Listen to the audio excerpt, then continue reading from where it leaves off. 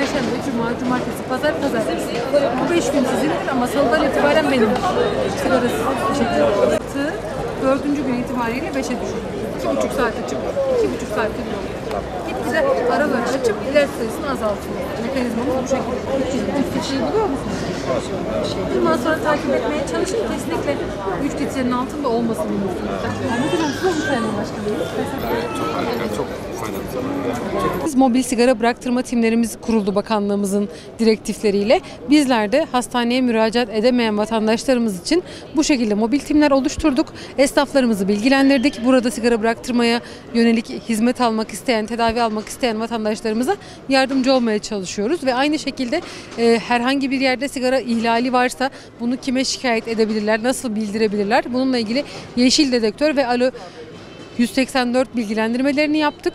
Onun dışında bizim vatandaşlarımız bu durumu bence çok beğendiler. 3 gündür buradayız ve çok güzel geri dönüşler alıyoruz hastalarımızdan.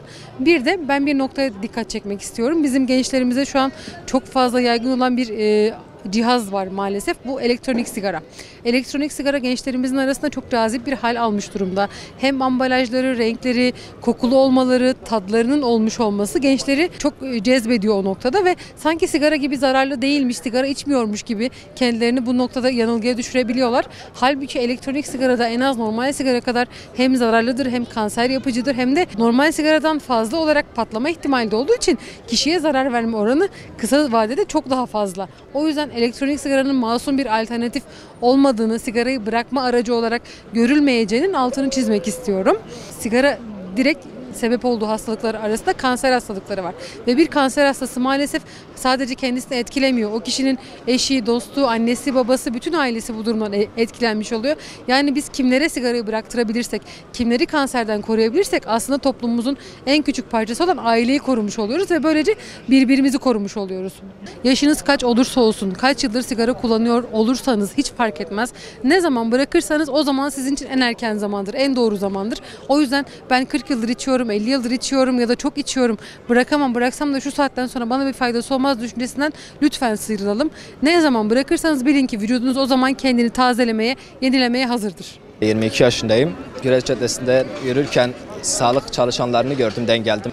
Sigara bırakmak için bir etkinliğe başlamışlar. Ben de daha önce sigarayı bırakmak için yani birçok yolu denedim ama yani bir türlü bırakamadım. Ben de bir deneyeyim dedim. İşte hocalarımız da çok sağ olsun bize yardımcı oldu.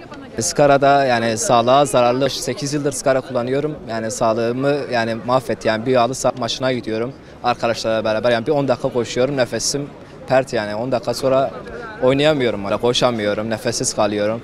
Kalbim sıkışıyor. Yani o açıdan sigarayı pek yani uygun görmüyorum. O yüzden herkesi de sigarayı bırakmasına tavsiye ediyorum. Az önce bana sigarayı bırakmak için bir ilaç verdiler. Bunu kullanmaya devam edeceğim. Umarım yani olumlu sonuçlanır.